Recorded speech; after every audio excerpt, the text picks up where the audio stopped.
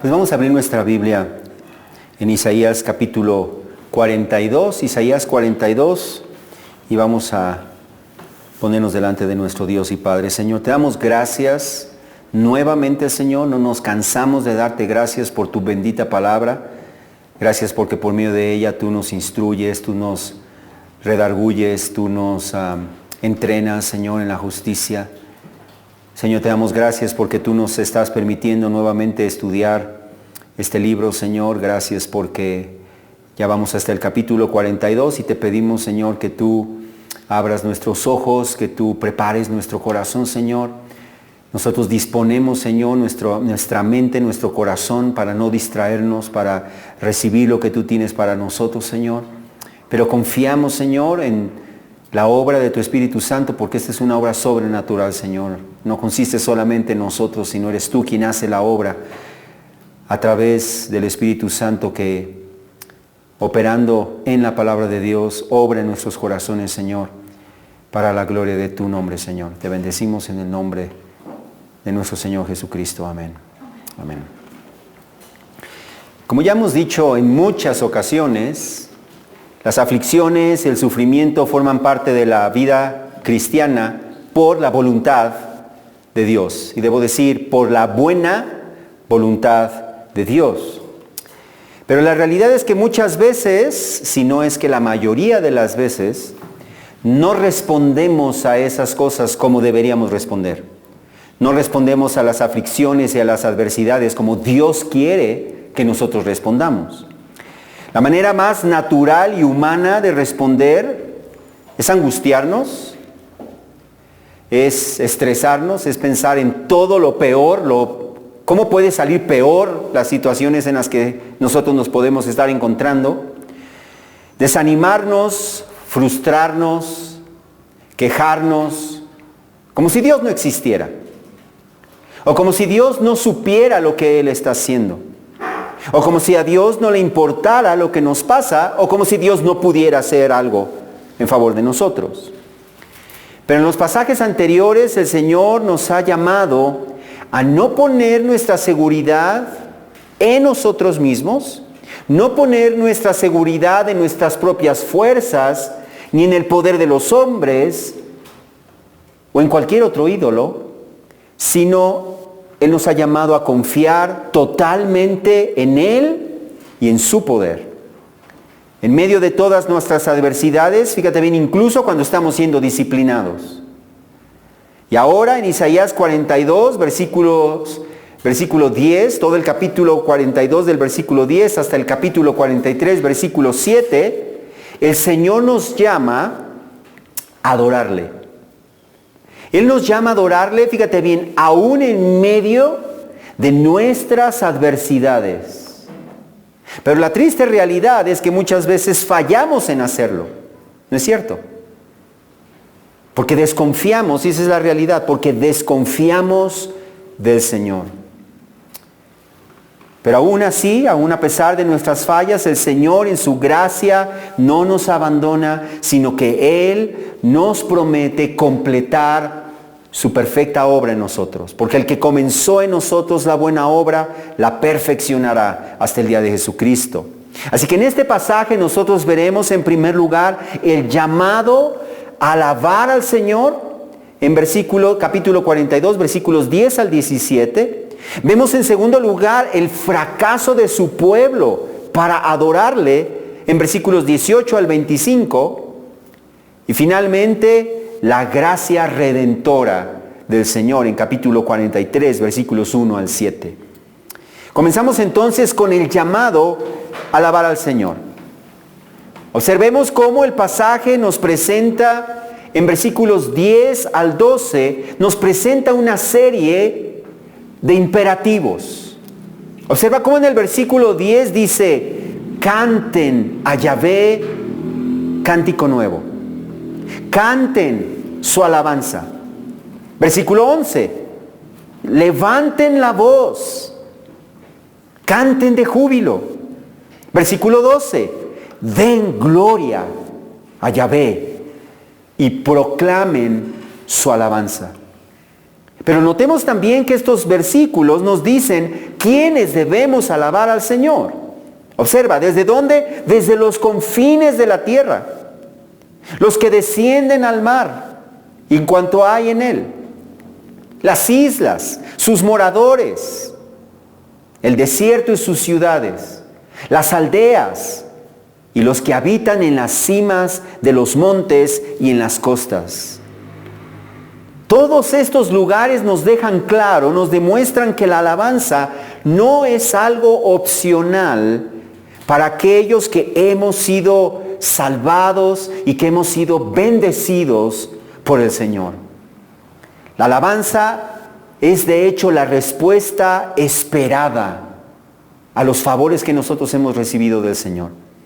Y es la respuesta no solamente esperada, pero es la respuesta ordenada. Es la manera en que cada uno debemos responder a la bondad y a la gracia del Señor que Él nos ha mostrado al salvarnos, que Él nos ha mostrado al bendecirnos tan abundantemente. Ahora bien, notemos que el Espíritu Santo no dice, canten los que tienen una voz privilegiada. Notemos que no dice tampoco, canten solo los que dirigen la alabanza. Tampoco dice, canten solo los que tienen ganas de cantar. Pero tampoco dice, canten al Señor indiferentes, desanimados y sin alegría. ¿Qué es lo que dice? Dice, canten, levanten la voz, canten con júbilo, den gloria al Señor y proclamen su alabanza desde los confines de la tierra. Así que entonces, todos y cada uno de los que hemos sido salvados por el Señor, bendecidos por el Señor a través de la obra del siervo de Yahvé, que es el Mesías, debemos cantar, pero debemos cantar con alegría, como una muestra de nuestra gratitud, como una forma de publicar sus obras extraordinarias y como un acto de obediencia también. El Salmo 96, versículos 1 al 4 nos dice, canten a Yahvé un cántico nuevo. Canten a Yahvé toda la tierra. Canten a Yahvé. Bendigan su nombre. Proclamen de día en día las buenas nuevas de su salvación. Cuenten su gloria entre las naciones, sus maravillas entre todos los pueblos. ¿Por qué? Porque grande es Yahvé y muy digno de ser alabado. Él es digno de ser alabado. No importa si tenemos ganas o no tenemos ganas, Él es digno de ser alabado. No importa si tenemos una voz privilegiada o no tenemos una voz privilegiada, Él es digno de ser alabado. No importa si nos sentimos alegres o tristes, si estamos en problemas o en tiempos de prosperidad, Él es digno de ser alabado. El Salmo 117, versículos 1 y 2 nos ordena, alaben a Yahvé, naciones todas. Alábenle, pueblos todos. ¿Por qué? Porque grande es su misericordia para con nosotros y la fidelidad de Yahvé es eterna. Aleluya. ¿Pero a qué se refiere el Señor cuando dice en el versículo 1, canten un cántico nuevo? Canten un cántico nuevo. Cuando el Señor, recordarán ustedes cuando el Señor sacó a Israel de la tierra de Egipto, por mano de Moisés, después de que el Señor obró maravillas, ellos pasaron el mar en seco y el Señor destruyó a sus enemigos. Moisés, bajo la inspiración del Espíritu Santo, él compuso un cántico al Señor. Un cántico que hablaba de su salvación, que exaltaba su salvación, que reconocía la majestad y el poder del Señor en su salvación. Pues ahora un cántico nuevo hace referencia a un cántico que exalta la nueva obra de salvación que el Señor habría de llevar a cabo por medio del siervo de Yahvé, esta vez no solamente sobre Israel, no solamente para Israel, sino para todas las naciones del mundo entero. Recordemos que en el versículo 9 el Señor acababa de decir, en este capítulo que estamos leyendo, capítulo 42, versículo 9, el Señor dijo: las cosas anteriores ya se han cumplido y yo anuncio cosas nuevas. Estas cosas nuevas que el Señor llevaría a cabo serían, en primer lugar, la salvación de Israel del exilio y de la cautividad en Babilonia. Pero en el futuro distante también incluiría la salvación de las naciones por medio de Jesucristo, el siervo de Yahvé.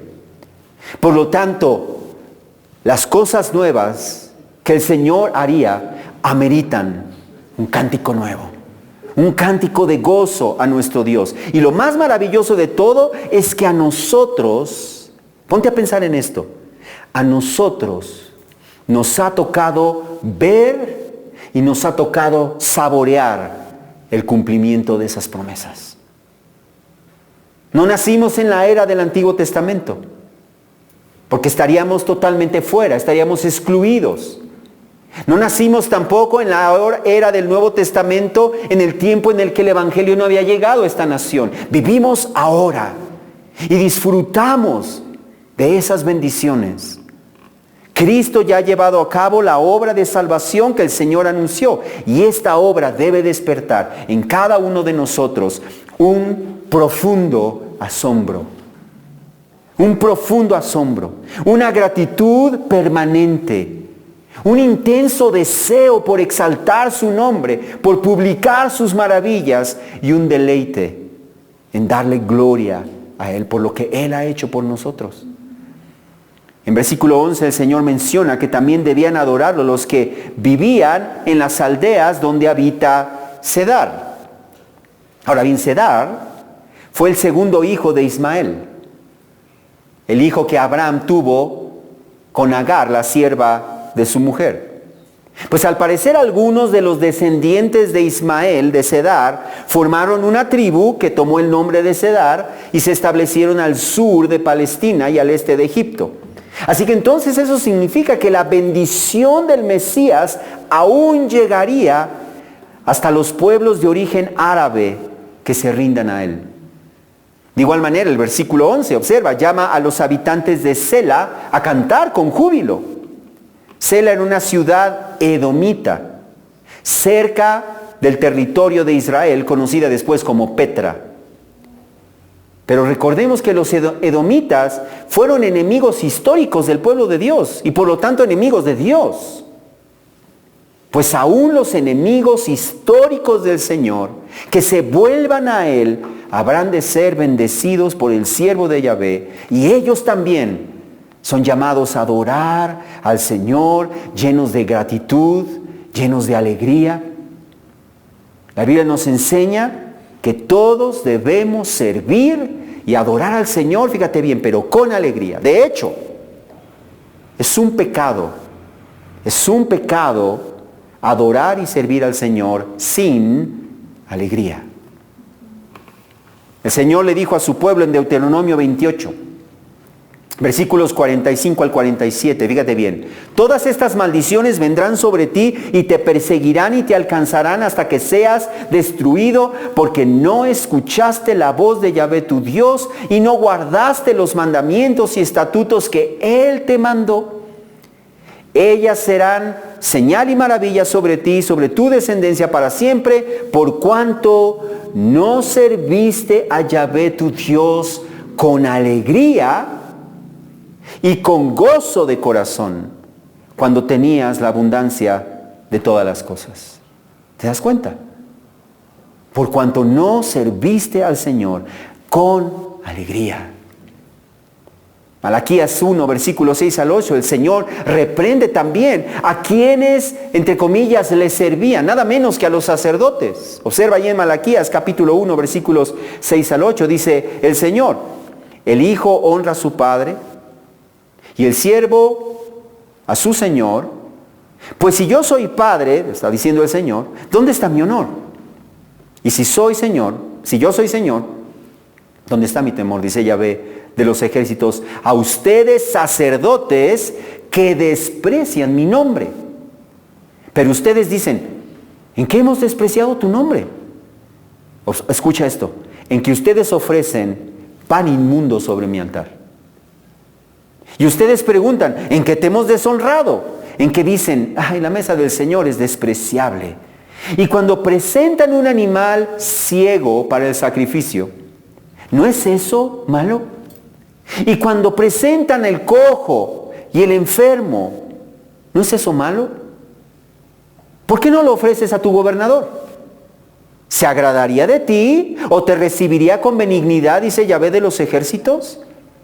Observa cómo incluso los sacerdotes menospreciaban al Señor, ¿sabes cómo? Presentándole una adoración defectuosa, una adoración indigna, una adoración indiferente, vacía. Y al hacer eso ellos menospreciaban, ellos deshonraban al Señor. Así que entonces este texto nos enseña que al Señor debemos ofrecerle lo mejor de nosotros. La mejor adoración que podemos dar. Lo mejor de nuestras ofrendas. Lo mejor de nuestro servicio. Llenos de gozo y de gratitud. Porque como dice el Salmo 145, versículo 3, porque grande es Yahvé y digno de ser alabado en gran manera. No solamente es digno de ser alabado, Él es digno de ser alabado en gran manera. Y su grandeza es inescrutable. Pero nuestros cantos solamente son una parte de nuestra adoración. Porque el Señor no solamente está buscando adoradores que le canten. Él está buscando adoradores que le adoren en espíritu y en verdad. Que le adoren y le honren con toda su manera de vivir. Y la mejor adoración que nosotros podemos ofrecer al Señor es nuestra obediencia. Esa es la mejor adoración. ¿De qué sirve cantar al Señor si nuestro corazón está lejos de Él? ¿De qué sirve que con nuestros labios le digamos eres hermoso y estamos agradecidos por tu salvación, pero a la misma vez con nuestra vida pisoteamos lo que Cristo hizo en la cruz a favor de nosotros? El primer libro de Samuel, capítulo 15, versículo 22, nos dice, ¿se complace Yahvé tanto en holocaustos y sacrificios como en la obediencia a la voz de Yahvé? ¿En qué crees que se complace el Señor? ¿Más en los sacrificios, en los holocaustos o en la obediencia a la voz de Yahvé? Y él mismo contesta, entiende, el obedecer es mejor que un sacrificio. Y el prestar atención que la grasa de los carneros. Eso nos muestra entonces que la adoración genuina, la adoración que agrada a Dios, es aquella que procede de un corazón que está rendido a Él. Que busca deleitarse en Él. Que busca exaltarlo no solamente con su boca, sino con su manera de vivir. Y que expresa con su boca el asombro y la gratitud y el deleite que hay en su corazón por Él. Esa es la verdadera adoración. Y habiendo dicho eso, el Señor nos muestra por qué su pueblo debía estar profundamente agradecido y ansioso de adorarle. No solamente por lo que Él había hecho a favor de ellos en el pasado. Recordemos que esta sección de Isaías está escrito hacia el futuro, hacia aquellos israelitas que vivirían en el cautiverio en Babilonia. Así que no solamente debían recordar lo que Dios hizo en el pasado, pero observa el versículo 13, dice, Yahvé como guerrero saldrá, como hombre de guerra despertará su celo, gritará, sí, lanzará un grito de guerra contra sus enemigos prevalecerá. ¡Ay!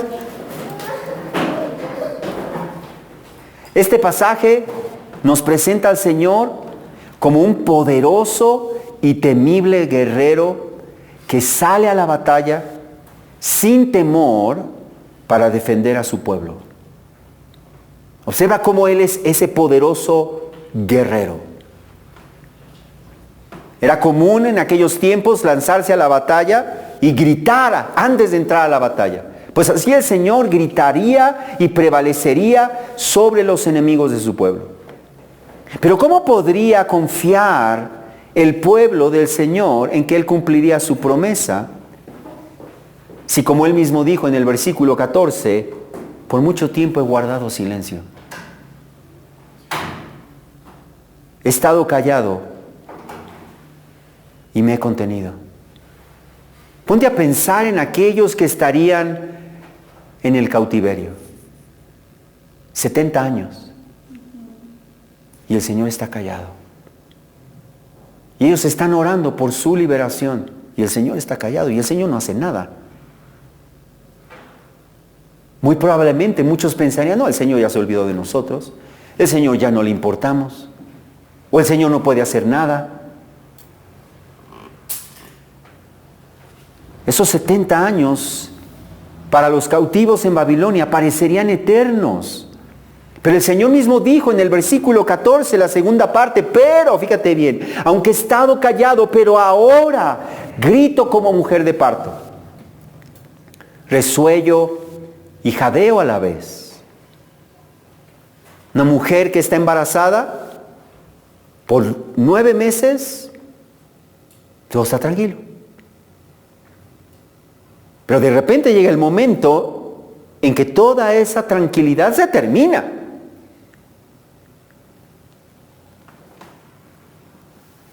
Pues aunque por un tiempo el Señor permaneció callado y parecía que no estaba haciendo nada, sin embargo, al llegar el momento señalado por Él mismo, Él gritará sobre sus enemigos como un hombre de guerra y Él prevalecerá. En versículo 15 nos escribe lo que Él hará. Dice, asolaré montes y collados, secaré toda su vegetación, convertiré los ríos en islas y las aguas secaré. Esa palabra asolar en el hebreo significa arrasar, devastar, dejar en ruinas.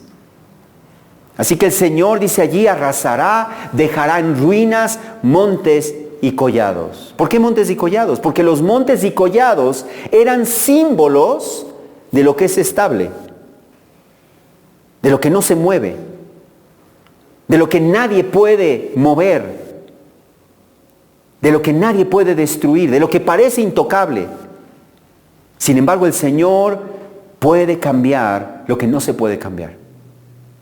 El Señor puede mover lo que nosotros no podemos mover, lo que nos parece imposible de mover. Él puede derrotar a los más fuertes e invencibles ejércitos y dejar a los poderosos completamente en ruinas. Y por eso también dice enseguida que Él secará toda vegetación, porque Él tiene el poder de despojar de sus riquezas, de su prosperidad a los ricos y poderosos. Y eso es lo que el Señor hará al final de los tiempos con sus enemigos. Las naciones que se opongan a Él serán derrotadas y sus riquezas serán saqueadas y serán arrancadas juntamente con su poder. En cambio, el versículo 16, el Señor prometió, conduciré a los ciegos por un camino que no conocen, por sendas que no conocen los guiaré. Cambiaré delante de ellos las tinieblas en luz y lo escabroso en llanura. Estas palabras nos muestran que así como el Señor es implacable con sus enemigos, fíjate bien, a la misma vez es tierno, es compasivo, es protector, es cuidadoso con los suyos. Dice allí que el Señor mismo conducirá a los ciegos por un camino nuevo que ellos no habían conocido. Más adelante nos dirá quiénes son estos ciegos. Pero ese camino por el que Él los guiaría es el camino de la santidad por el que ellos no habían andado antes. Ya el Señor había dicho en Isaías capítulo 35, versículo 8, el Señor dijo que cuando Él se manifieste para establecer su reino, habrá una calzada y un camino, y será llamado camino de santidad. El inmundo no viajará por él, sino que será para el que ande en ese camino. El Señor también cambiará la condición espiritual de esos ciegos de manera que transformará sus tinieblas en luz. Y lo escabroso, lo accidentado, lo áspero, lo peligroso, será transformado en una plana llanura fácil de transitar. Y el Señor aseguró que por más imposible que todo esto parezca, aunque parezca un sueño, porque nunca jamás se había visto a través de la historia que alguna nación pudiera regresar a su lugar de origen, siendo liberada del cautiverio. Imposible. Aun cuando ellos dijeran, el Señor nos podrá librar, ¿se ha visto esto que suceda? No se ha visto jamás. Pues aún el Señor haría estas cosas, como dice en versículo 16. Estas cosas haré y no las dejaré sin hacer. Pero ¿cuál sería el destino, a diferencia de este buen destino para su pueblo? ¿Cuál será el destino de aquellos que se opongan a Él, que se nieguen a creer en Él, que se niegan a someterse a Él y que se refugien en los ídolos? Su destino será muy distinto. Observa en el versículo 17. Serán vueltos atrás y completamente avergonzados los que confían en ídolos. Los que dicen a las imágenes fundidas, ustedes son nuestros dioses. Así que no debemos confiar en los ídolos, y no solamente los ídolos religiosos, en los ídolos en los que las naciones confían. Nuestra confianza debe ser el Señor, no un partido político, no un gobernante. La esperanza solamente está en el Señor, no en el precio del dólar. Y después de llamar a su pueblo a adorarle y demostrarle por qué ellos debían adorarlo, lleno de gozo y de gratitud, el Señor procede a mostrar el fracaso de su pueblo para hacer esto precisamente. El Señor le dijo a su pueblo en versículos 18 y 19, sordos, oigan, ciegos, miren y vean. Versículo 19 es algo asombroso, inesperado. ¿Quién es ciego sino mi siervo?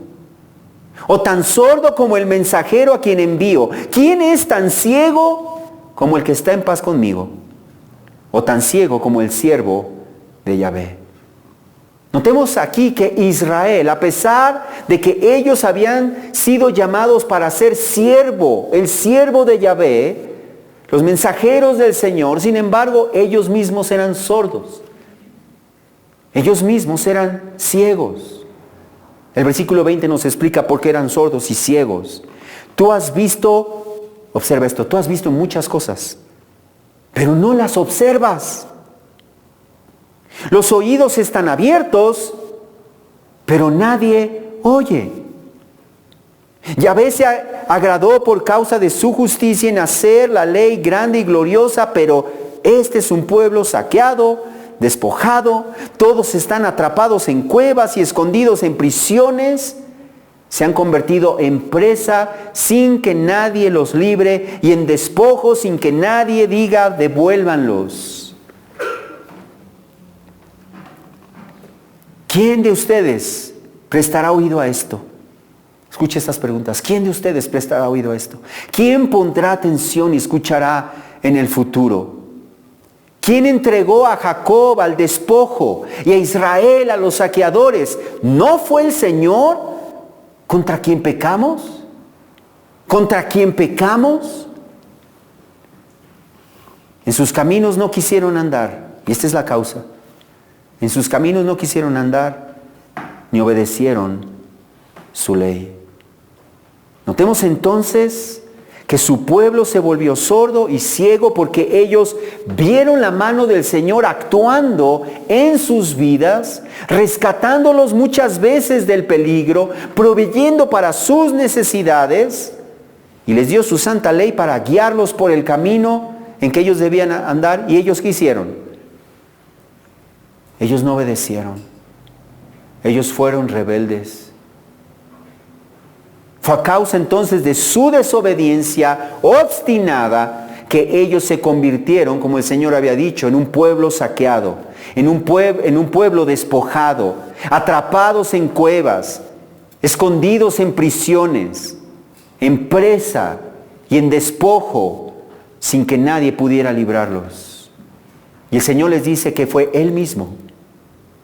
Fue Él mismo quien los entregó al despojo de los saqueadores, porque ellos pecaron contra Él, porque ellos no quisieron andar en sus caminos, porque ellos no obedecieron su ley. Y por eso el Señor, dice allí, derramaría el ardor de su ira y les prendería fuego por todos lados. Pero fíjate bien, aún a pesar de la disciplina, ellos no se daban cuenta, ellos no hacían caso. Así que la pregunta del Señor en versículo 23 debe resonar en nuestros oídos y debe llevarnos a reflexionar en nuestros propios caminos. ¿Quién de ustedes prestará oído a esto? ¿Quién pondrá atención y escuchará en el futuro? Pero aún a pesar de todo esto y aún a pesar de su disciplina, el Señor prometió una cosa, que el Señor no habría de abandonar a su pueblo. Si nosotros somos desobedientes, el Señor ciertamente nos disciplinará. Si somos desobedientes, el Señor por su amor nos azotará. Y Él doblegará por las buenas o por las malas, Él doblegará nuestro orgullo por medio del dolor, por medio de la pérdida, por medio de la angustia, hasta llevarnos al arrepentimiento, pero no nos dejará.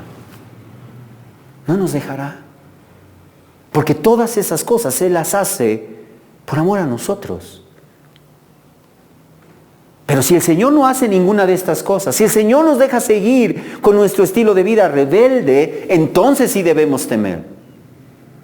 Entonces sí debemos temer si no pasa nada. Si podemos pecar y no hay consecuencias. Porque eso significa que en realidad no somos hijos suyos, sino que somos hijos ilegítimos, porque el Señor al que ama disciplina y azota a todo el que recibe por hijo. Pero si en verdad hemos creído en Él y somos sus hijos, el Señor nos va a disciplinar para que abandonemos el pecado, para que persigamos la santidad, porque Él ha prometido que el que comenzó en ustedes la buena obra, la va a perfeccionar hasta el día de Cristo Jesús. Por otro lado, notemos nuevamente que el siervo de Yahvé llevará a cabo las acciones que nuestro pasaje dice que Yahvé llevará a cabo. Yahvé librará al ciego de Israel, pero lo hará por medio de su siervo, el siervo de Yahvé. Así que el siervo de Yahvé, en capítulos 42, versículos 1 al 7, nuevamente no es el pueblo de Israel. Como dice el comentarista John Oswald, el siervo aquí es ciego y es sordo. ¿Puede un ciego conducir al ciego? ¿Puede el prisionero liberar al prisionero? No. Hay dos siervos siendo descritos. Uno que libera al pueblo de Dios y al mundo, y uno que siendo liberado se convierte en evidencia del señorío de Dios. Pero aún a pesar de todo esto, aún a pesar de la instrucción, del mandamiento de adorar y bendecir al Señor y el fracaso de su pueblo, el Señor no va a abandonar a su pueblo. Y eso nos trae a nuestro tercer punto, que es la gracia redentora del Señor. El texto nos dice en capítulo 43, versículos 1 al 3. Mas ahora sí dice Yahvé, tu creador, oh Jacob, y el que te formó, oh Israel, no temas, porque yo te he redimido. Te he llamado por tu nombre, mío eres tú. Con estas palabras el Señor les estaba recordando que quien les estaba prometiendo rescatarlos era nada menos que Yahvé, el creador de los cielos y de la tierra, el creador de todo cuanto existe, el creador de la nación de Israel, el que formó a toda una nación de manera sobrenatural a partir de un solo hombre que ya era anciano y de una mujer que ya era estéril. Por tanto, su pueblo, aunque estuviera en el exilio, aunque estuviera en cautiverio, aunque estuviera sin esperanza de obtener su libertad, no tenían que temer. No había razón para temer, porque el Señor es el que los había redimido, el Señor es el que los había llamado por su nombre, el Señor es que los había tomado para que fueran suyos. Y lo mismo sucede con nosotros. El problema es que olvidamos eso.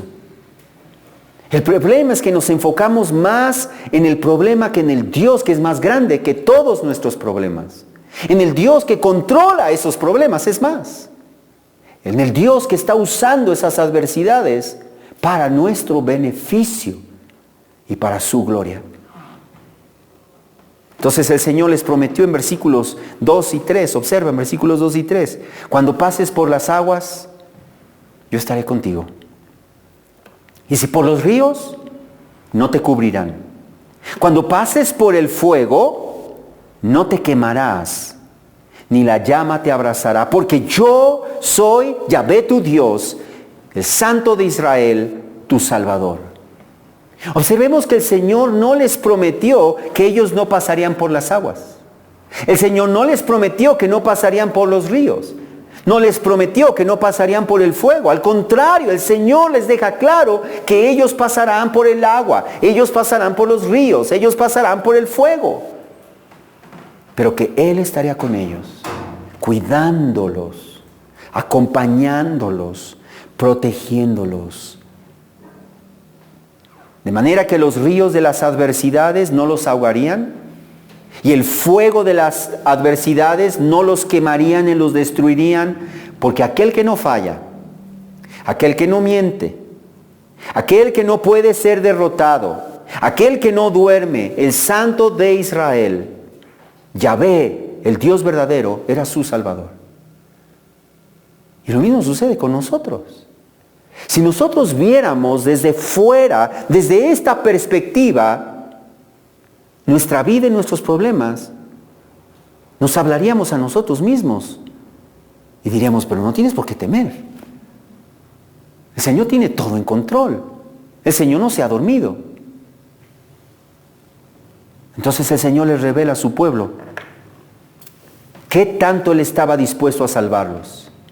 Y la razón por la que Él estaba dispuesto a salvarlos, y no era por sus méritos, no era por su bondad, no era por su obediencia, obviamente, ni porque Él estuviera obligado a hacerlo. Observa lo que les dijo: he dado a Egipto por tu rescate, y a Cus y a Seba en lugar tuyo, ya que eres precioso a mis ojos, digno de honra, y yo te amo.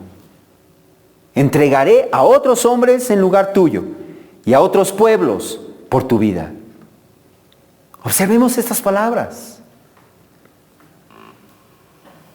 Todo el contexto inmediato nos está hablando del futuro rescate de Judá del cautiverio babilónico. Lo más probable entonces es que el Señor está usando y está diciendo a su pueblo que ellos son de tanta estima, que ellos son de tanto valor para Él, que Él está dispuesto a entregar naciones e imperios como Egipto, como Cus, como Seba, a los persas en lugar de su rescate. Y la realidad es que poco tiempo después de la liberación de los judíos por los persas, Persia llegó a apoderarse de Egipto, llegó a apoderarse de Cus, llegó a apoderarse de Seba. Así que el Señor estaba hablando poéticamente de que Él entregó a Egipto, Él entregó a Seba, Él entregó a Cus, a los persas, a cambio de la liberación de su pueblo. ¿Te das cuenta? Así que entonces la razón del rescate se encontraba en el amor inmerecido, en la gracia del Señor, que estaba dispuesto a pagar un alto precio a cambio del rescate de su pueblo. Fue tanto el amor del Señor por su pueblo que Él ofreció, como dice allí, ofreceré hombres por ti. Pues no solamente hombres, Él ofreció a su propio Hijo. A su propio Hijo. Por eso, como hemos visto a lo largo del libro de Isaías, la salvación del Señor no se limitaría solamente al pueblo de Israel, sino que el Señor se El Señor se propuso formar un inmenso pueblo para sí, de todo pueblo, tribu, lengua y nación. Y es por eso que en Juan 3:16 nos afirma que de tal manera amó Dios al mundo que dio a su Hijo unigénito, para que todo aquel que crea en Él no se pierda, sino que tenga vida eterna.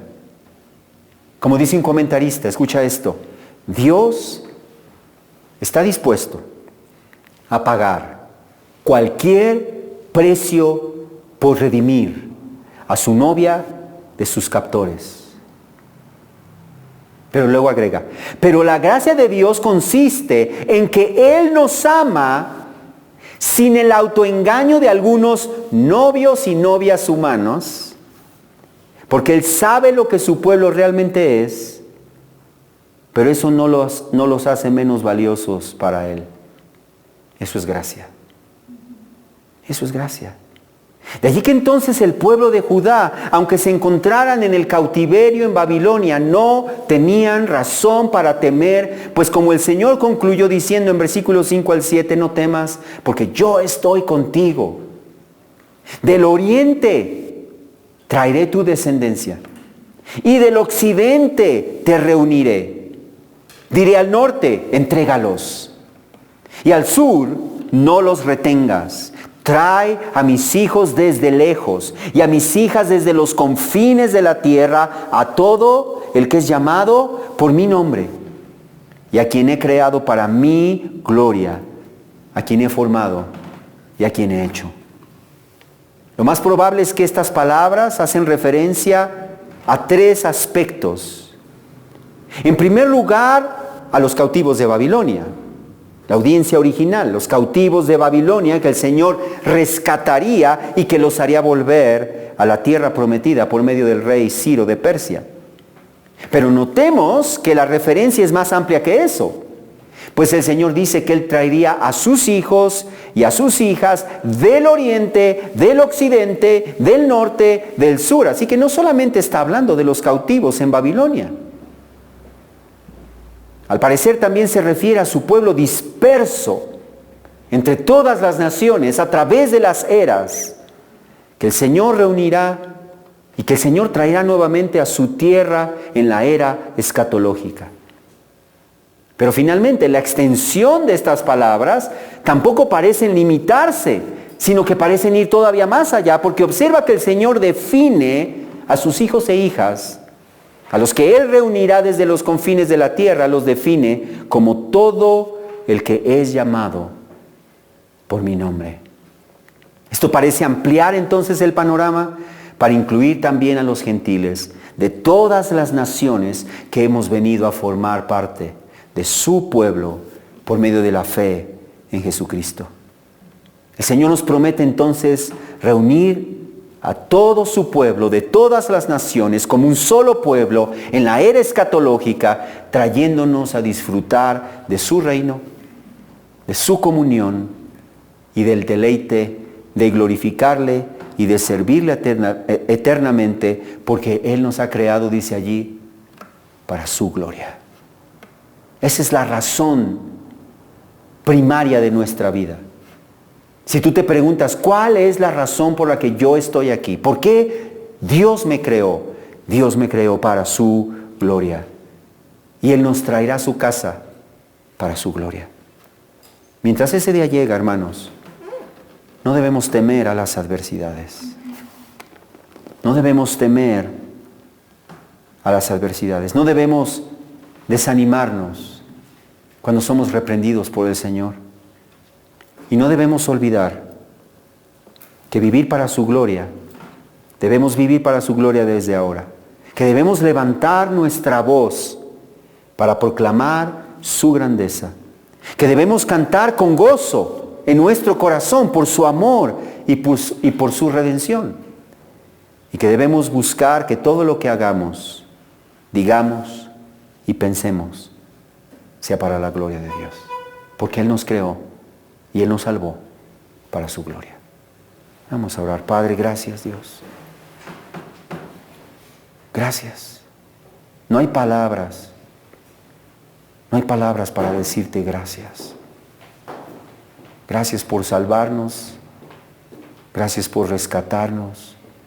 Gracias por tu paciencia. Gracias, Señor, porque no nos desechas a pesar de nuestro fracaso, a pesar de que no te adoramos como debiéramos en medio de nuestras aflicciones. Sin embargo, tú nos tienes paciencia. Es por tu amor inmerecido, Señor, que tú permaneces fiel y que tú completarás la obra en nosotros. Ayúdanos, Señor, en medio de nuestras aflicciones a cantarte, a darte gracias, a darte gloria, porque sabemos, Dios, que mayor es el que está en nosotros que el que está en el mundo. Y que sin importar nuestras adversidades, tú estás obrando, Señor, en nosotros, por medio de ellas, tu perfecta voluntad, Señor. Ayúdenos a glorificarte en todo lo que hacemos, Señor. Te lo pedimos en el nombre de Jesús. Amén.